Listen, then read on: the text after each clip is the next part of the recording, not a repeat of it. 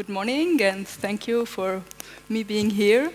So as you heard, we are both architects, and we are from Vienna, and for about 10 years, we are into the research of food design.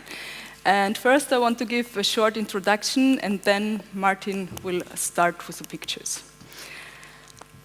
The wish to design food is as old as civilization.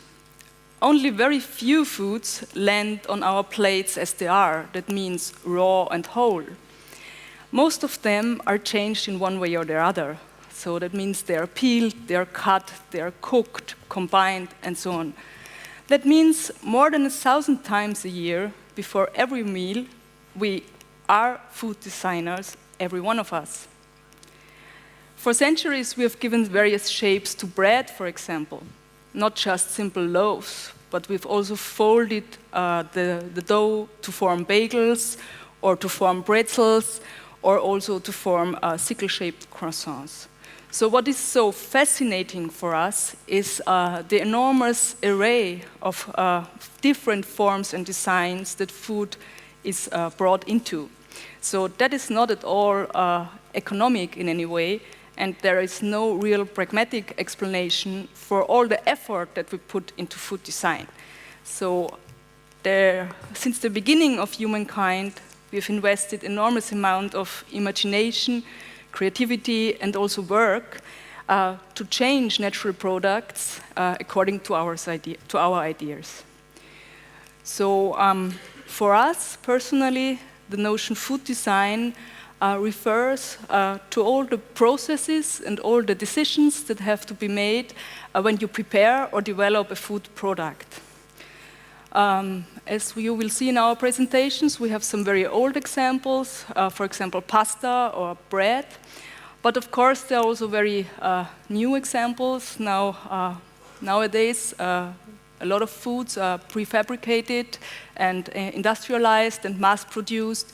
So this is one of our theses, that food products like hot dogs or frozen pizzas or cornflakes, they can be seen as real industrial design products, just as cars or mobile telephones or any other product of daily use. For 10 years, we've been doing research. We started when we lived in Japan for 1 year. That was very inspiring for us. So we started to research on Japanese food design, and then when we came back to Europe, we just continued and we asked ourselves, where do the forms of our food come from? Who actually decides what our food looks like or is like? And of course, when we talk of food design, we don't only mean the taste, but we mean the whole array of product properties, which of course also includes texture, for example, or surface design, the sound, chewing sound is very important, for example, and all the other properties, just like in normal design products, texture and material and so on. So before I hand over to Martin, I just want to give a short overview. When we researched on the mechanisms behind food design, we found 3 main categories of motivations, so reasons why we design something in this way and not the other way. And these 3 groups are the sensual experience, so we want to reinforce the sensual experience. Then the second one is functional aspects of any kind, and the third one, and the most difficult but most important finally, are the cultural aspects. So now I've talked a lot, and please, Martin, jump into the presentation. When you think about an apple, for example, you think about a telephone, no? No, but when you start thinking about food, your first idea is it needs to taste good. It needs to taste good. So let's talk about the 5 senses first, because it's not only the taste. This is the first slide we have. It was a bit strange for me because it's my hand, and I really feel it when I see a needle. But it would be possible to survive like that. We won't need to eat every day, but after 6 months, getting fat like this, you would take suicide. Because we need this lust during eating. And the question is, how many parameters are responsible for this lust. It's not only the taste. The taste is just a very stupid thing. It's just what you feel on your tongue is just sweet, sour, bitter, salty, and umami. That's nothing. Much more intelligent is our nose. The nose can separate 278 different substances, and we are not talking about combinations between them. The interesting thing is that scientists know around 60 of them now. So it's quite interesting. We can fly to the moon, but we don't know what we smell. So when you eat something, you basically smell it. When you have a flu, food doesn't taste. You know that, most probably. So, and we know that since decades, or much longer, since ancient times, I would say. So all these herbs and spices, they basically smell. They don't taste that much. And of course, we can, in the meanwhile, produce thousands of artificial smells. So there's a small company close to Vienna, and they produce 4,200 different smells in an artificial way. So you can produce, for example, the smell of boiled beef, of apple, whatever you want. It's possible. The much more interesting part for us is the consistency. Think about mozzarella, for example. It tastes like tomatoes and basil. Or chicken. But it's the consistency of the legs of frogs. I mean, this is just like, what is it? The taste, this is nothing. But it's a very specific consistency, and that's what we like with these products. And there is a German psychologist, Gisela Knich, she told us that 60% of our feelings during eating are coming out of the consistency of the product. So it's what we feel in our mouth. We feel the temperature, we feel the texture, and so on. And this is because our mouth is the very, very, very last security officer before we swallow something. So you can imagine maybe this one on the very left has a very kind of a crispy consistency, so it's somehow a little bit hard. And the one at the very right, the texture is a bit strange, no?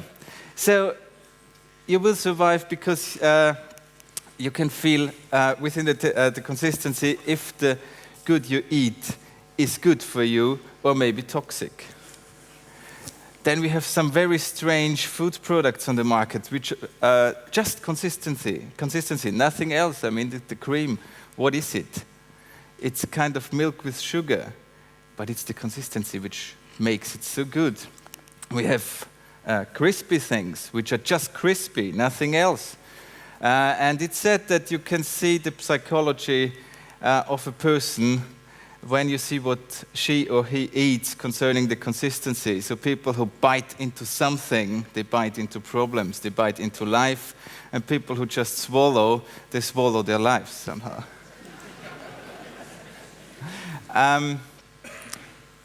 There are funny products. I mean, this one, I always forget the English word for it. Sugar Sorry? cotton, or cotton candy or something. It's just sugar. It's just sugar. I mean, but you won't use a spoon eating spoon-wise normal sugar. It's the same product. They just changed the consistency. It's nothing else. And then, what's very cool is the combination. Because when you're getting a human being at the beginning, you just drink milk, then you start biting, then you start chewing. And this kind of experience in the very early childhood is very important for you as a person, and it's very important for you as a person during your whole life. So we try to combine different consistencies within one product or within one dish. So things which are just creamy are a little bit boring, things which are just crispy are a little bit boring, but if they combine crispy and creamy and maybe something else, then they are really lustful. When you take something in your mouth, it's just like kissing a little bit. You touch it with your tongue and you feel the surface. This is very important. So designers try to create an interesting surface. The combination again, worldwide. This is a very successful product just because of the different consistencies. Imagine how many fillings you have within one bite. That's lustful. You can have things like that in Japan as well. And even drinks have consistencies. So beer without foam is not a drink anymore. Coffee without milk or coffee with milk is another drink, is another mouth feeling, and that's why we are doing it. And in India, for example, they use a specific technique to bring air into the chai, the tea, to change the consistency of the drink, to make a complete new mouth feeling out of it. Optics, of course, are quite important. When you see something colorful, you think, or your instincts tell you that there are different substances of nutrition in it. So it seems good for your body if it's colorful. Then we have this kind of proportions and formal regulations we just accept, we don't discuss about it. The Google hoop like that is just possible within Photoshop. And then we have this cookie in Austria. It's called Linz. Linz is a small city in Austria, Linzer Eye. And it just has one. I mean, we have two eyes. Why does the Linzer Auge just have one eye? And this is just because we feel disturbed when we have two dots on a circular form, for example. It's a big difference to Japan. In Japan, they have always two. So it's quite interesting between the cultures. The one culture is using always the even, and the other one is using the odd numbers of something. Then the color is quite important. Everybody knows it, the Jelly Baby. The German company Haribo gets emails that the red ones are the best ones. In blind tests, always the white ones win. So we think red is best, and that's the reason why in the package of the Jelly Babies there are always more red ones than all the other colors.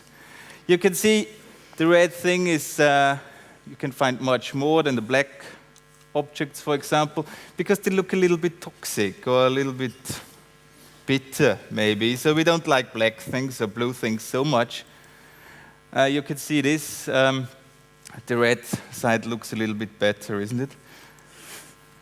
Colors are just for children. Adults think this is a bit disgusting. Yeah, I think we're running out of time. Maybe I can tell you the story later. Then it's very important to have acoustics within food. So what you hear tells you, is the food fresh? Is it full of nutrition? Blah, blah, blah. So it's very important. And people try to analyze that. So there are sound technicians, sound designers just for food stuff, just for cookies and so on. They test it, they make diagrams, and they produce target sounds, finally, for your cookie. Okay, thank you. So this was a short overview of the first part. That was the sensual experience. And then, of course, there's another very important part to food. It doesn't only have to taste good, it also have to function. So there are several functions that are applied to food or expected of food. For example, one is transportation. So, of course, we have shapes that are just the result of good transportability. So one example would be the cheese loaf, because cheese is not only round because of the production process, but also because it's very heavy. So this is a Emmental, and it weighs over 80 kilo. So usually one person wouldn't be able to lift it, but as it is round, you can roll it. And this is an example of a portable baguette from a French designer called Stéphane Bureau. Yeah, and of course, before we had cars and motorcycles and so on, also transportation was even more important for food. So this was one reason why they started to make bagels or brezels, because that way you don't need a bag, but you just need a string, and you can easily carry up to 10, 20 in one hand. This was also important on boats, for example, because they had to hang up the bread on a very high point so that it wouldn't get wet. So the bagel was not developed for Sex and the City. It was there before. It's very ancient, actually, form. And then we found this in Istanbul. We like it so much because they still use the advantage of the design to display the product. Of course, nowadays we have a lot of rectangular products, food products, which is very odd, actually, that we have rectangular butter, rectangular fish, everything, rectangular chocolate. So this is all because you can staple it. Fish finger may be one of the craziest example because, of course, it's very different from the original product. Okay, I think I will skip that so Martin can do the cultural part. This is about Sacher cake. Yeah, although the Sacher cake, no, it's the most famous cake we do have in Vienna, and I think it's actually not the best one. So it's very dry, it's a little bit boring, it's a chocolate cake, yes. But why is it so famous? Because you can transport it. So they have a guarantee for 3 weeks. And it's not, there aren't any chemicals inside. It's just because there is this chocolate cover. And this keeps the cake fresh. And that's why the cake is so famous worldwide. You just can put it in a box and send it to Tokyo, to Los Angeles, wherever you want, and it will be there fresh. That's why it's so famous in comparison to the Black Forest cherry cake. This one we skip, I think. Okay, then of course we know nowadays, but not only nowadays, there are a lot of food products that we do not consume at the table using fork and knife, but there's a lot of products that are designed to serve as dishes, as cups, as glasses, even as cutlery. So a lot of forms, also ancient forms, they come from the way of consumption. So this is just an extreme example of how to consume food. This is on the space station. So that's something they could not eat, they don't eat usually there because it doesn't stick together. Usually they would have something more wet because wet keeps the product together. Okay, so that's where a lot of traditional products come from, like the hot dog or the hamburger, because we just use the bread as a kind of isolation material so that we can hold it in our hand and we don't burn the hands if there's something hot inside or something greasy. So it's a very easy way to consume it that way. And there are lots of different examples from different cultures using the same system. Also strudel. Apple strudel, another very famous product from Austria. This is a suggestion of our own design. Yeah, then the ice cream, for example, are also all the different ways of sticks that you can eat, so you can just dip it and eat something. Another function would be that you can put it in your mouth. It's a kind of ergonomics. It also applies to food. So of course the banana shape is something that is very easy to consume, whereas there is very few triangle shape because it's in your mouth. It's just not, just not the natural shape of your mouth. And the Pringle is interesting that way because it copies the shape of the mouth inside. And it's very difficult to produce. We've asked how they produce it, and they said it's very difficult.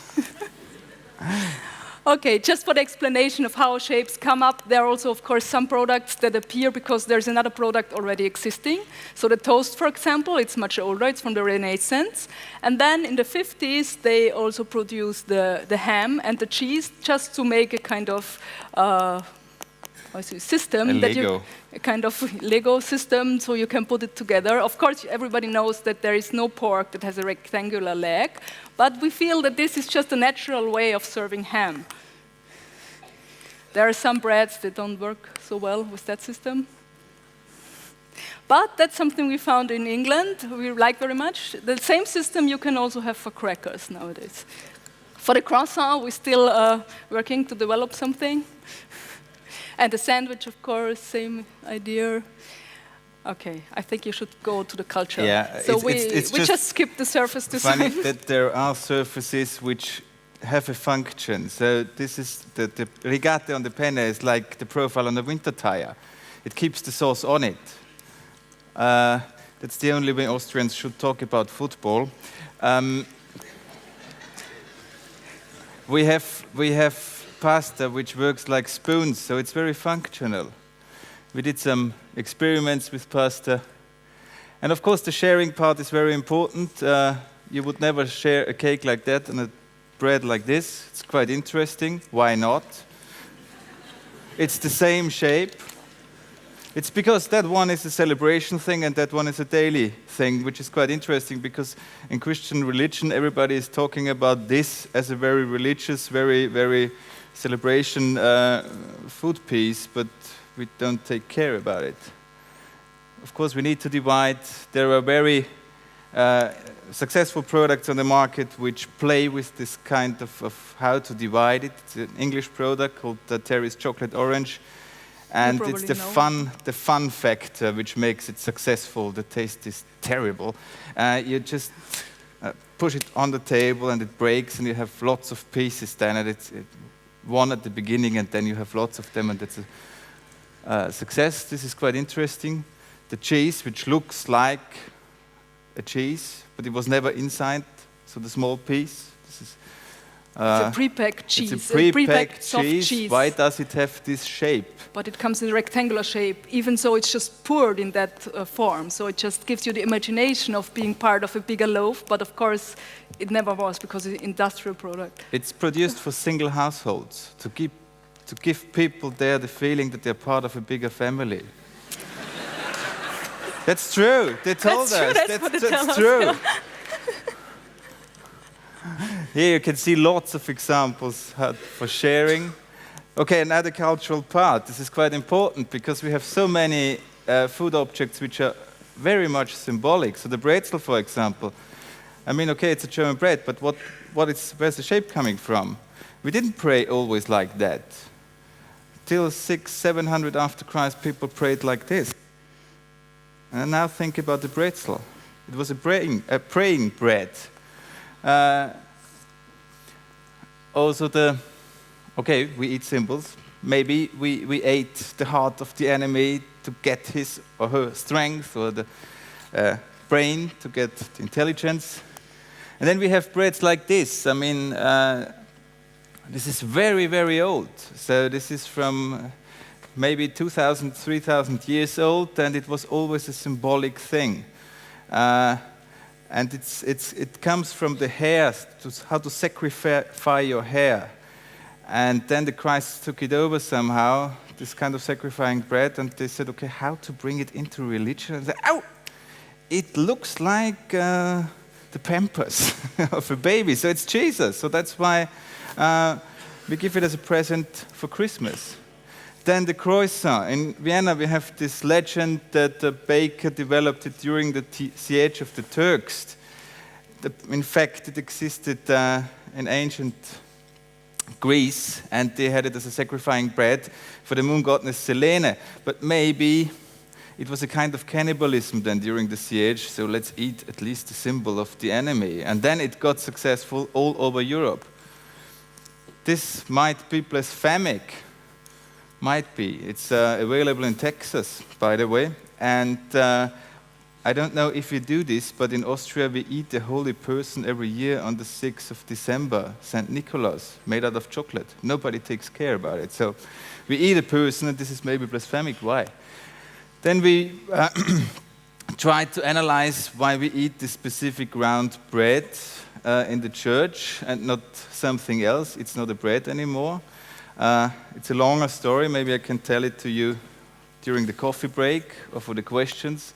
Again, the question, why do we say bread is so important and then it isn't? Then we have symbols for countries, like the Toblerone for Switzerland, like sushi for Japan. It's a little bit dangerous because we use racism with food.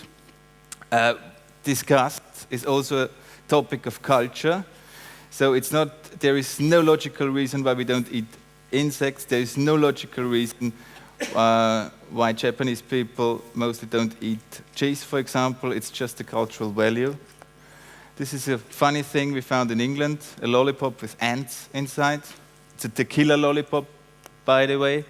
And then we have newer examples of symbolic food. There's an Italian company which just said, okay, let's make 356 65. 65, yeah, 65 days a year Easter.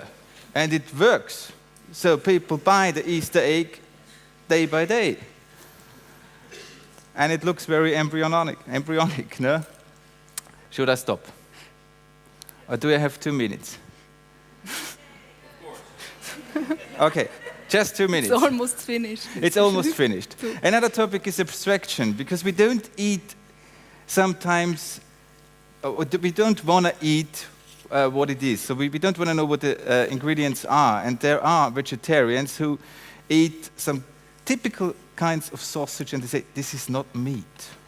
And there are people who don't eat fish, but they eat fish fingers. And that's the big reason for the success of the fish finger. So it was developed in the 30s in America, and it flopped completely. And then they brought it to England, 1947, because they found out that even during the war, English people didn't eat fish, 30% of them. So they brought a Lego into the market and said, okay, this is fish, but it doesn't look like fish. It is the pure abstraction of a fish. So that's why people eat it. You can see some examples. We have lots of them. Okay, then we have the zeitgeist, of course. Things are modern, others not. It was quite trendy to put gold on meat. That's the historical reason for the Wiener Schnitzel. Just looks like it is. Then we have lots of examples. Some companies try to cultivate their products very much, so they make it cool. Chocolate bar is now the cigarette of these years. Then we make things somehow holy, Red Bull, for example, so it's a very mystical drink, or Actimel. People think it's healthy. I mean, there's six sugar cubes inside. It's very healthy, yes. So food is much more than nutrition, and that's it. Thank you for the 2 minutes.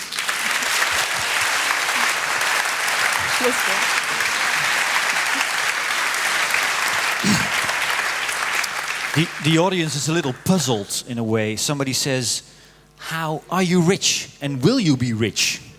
And how do you make your money? So briefly, are you a design studio or what do you do? We are architects. We are trained as architects, and we still work as architects. People are sometimes surprised, but we still work as architects about 50% of our time, and the other 50% we do research, design-based research, mainly on food. But you publish 2 books, huh? Yes. 2 books, documentary film, new book is on the way. And but sometimes we are asked, what didn't you do in your life? And we say, earning money. Okay, so they're not rich. The other questions are about, why do you do this? What do you want? Do you want us to eat different? Do you want to change the food chain? Why do you do this? it's because we are so fascinated with the topic. But I don't want to hear first, that. yeah, Why? Why? We're all fascinated. Why? Yeah, I'm fascinating that there is nobody who ever thought about it. That's because, first of all, we wanted to research. When we started the research, we were looking for books or for other documentation, and there was almost none, or there was none in the way that we looked at it.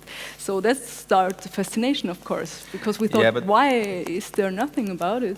And it's quite interesting. I mean, in this audience, I think there are 80% designers. So what we want to create something is a kind of, we want to make thinking new about food design. We do accept, without any doubt, that we eat 3 times a day what somebody else designed for us behind closed doors. It's unbelievable how difficult it is to enter into an innovation department of a big company, and it's unbelievable how boring they work. Yeah, it's design work that is like 99% not done by designers, and I think so there is absolutely an activism in you that you want to change. Yeah, we also want to give new knowledge to people so that they can decide more freely what they want to eat. So for designers, so that they can think about, it could be a work field, but for normal people also to think about food a little bit different and to... You told me some reactions to what you do is very aggressive as well. Can you share some of that aggression with that audience, with this audience? Well, it's easy for us to talk to designers because they think in a similar way than we do. But sometimes we also invited to nutrition conferences, and people are sometimes shocked the way that we put food together. For example, if we order it in a geometric way, and then we have chocolate next to fish fingers and stuff like this, and they say, wow, it looks so disgusting. How can you? They don't want to look at it because they feel it's so. It's quite interesting that concerning food and concerning eating, there are hundreds of unwritten secret laws we do accept without any doubt. So we sit at the table, we use the cutlery like our parents do, and nobody asks, why? Why in hell are we eating with a sword? So you heard it here, we are starting the food liberation movement. And it's going to start very soon with you having coffee. Well, thank you very much. It's been a fantastic presentation. Thank you.